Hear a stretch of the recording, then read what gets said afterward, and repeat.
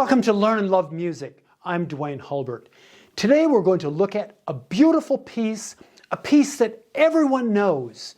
It's the Mozart Sonata in C major, Cave 545. A lot of young students play this as their first Mozart piece. Today I'm going to give you 5 tips on how to play this piece beautifully. Before we begin though, I want to encourage all of you to subscribe to our channel. We want to see you back again. So let's look at this iconic piece by Mozart. Number 1, we want this piece to sound easy and effortless. He calls this sonata facile, which means simply and easily. We don't want the music to go by too quickly. Don't try to play it as a technical piece. We want to play this as a beautiful flowing piece. This is an example of what I think is too fast.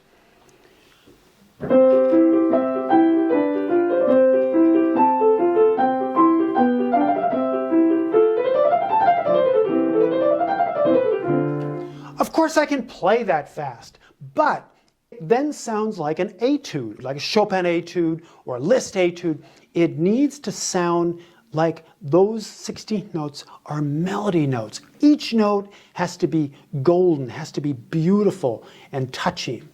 So slow it down, especially in the 16th note sections, and just enjoy those passages. Sort of let them ride, let them flow.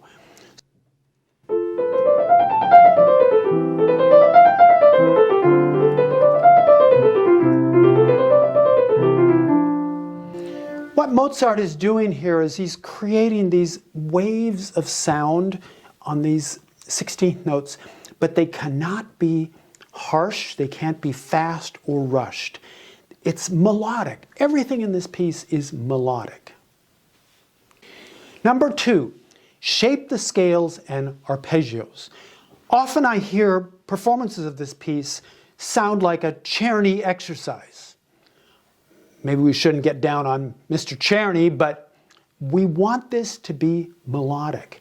And on the 3rd line, you'll hear this wonderful flowing 16th note pattern that kind of soars up to some upper notes. It's all about shape, not about technique, not about being square with the rhythm. Here's an example of what I often hear with students with this particular piece.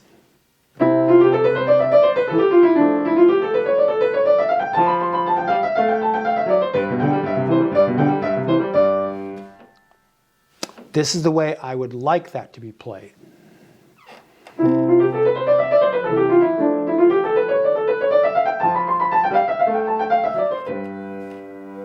Everything has shape and beauty. This doesn't mean that we're going to bend the rhythm so much, but it's a matter of really thinking about the wonderful shapes that Mozart put into this piece with these 16th note patterns. We'll hear these patterns throughout the entire movement. Number 3, make sure you breathe on the rests. There are only 3 places in this whole movement where the moving lines stop. You need to enjoy that time that Mozart is giving you on that rest. Breathe, enjoy it. Here's an example of where we want to rest. Remember, there are only 3 of these rests in the entire movement.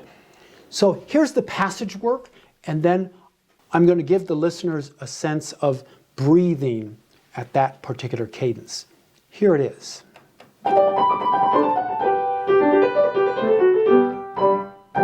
Breathe. Then he starts into a minor key. But it's really important to let that rest have some space. Make it sound like we've stopped. It's time to breathe in this passage.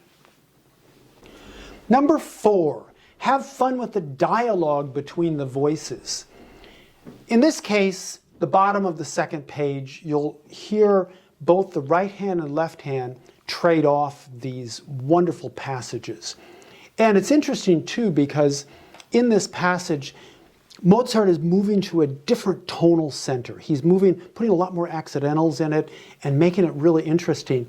But I want you to listen to the right hand versus the left hand here. Here it is. Right hand, left hand. It's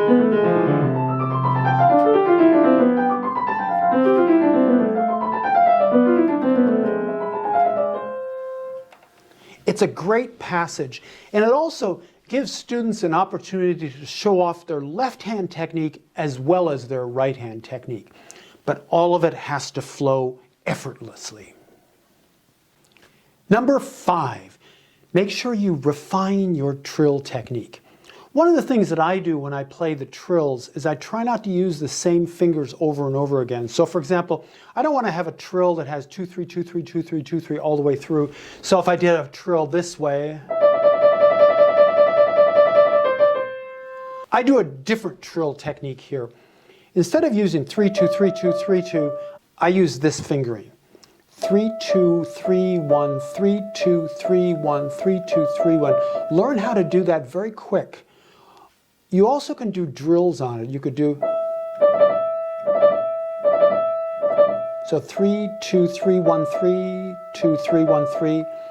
And learning how to do that allows you to not get tied up with your fingers with just using 3. That's sort of tight, but if I do it slowly,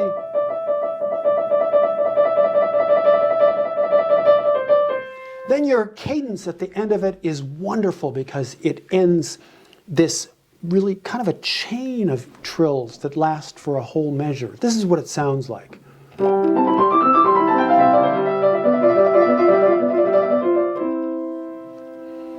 And remember, the key is 3, 2, 3, 1, 3, 2, 3, 1, 3, 2, 3, 1.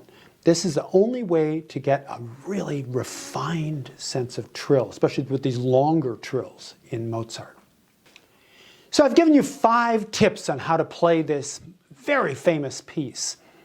Make sure you check out our companion video where I'll be playing the entire movement. Thanks again for watching Learn and Love Music, and we'll see you next time. I'm Duane Hulbert.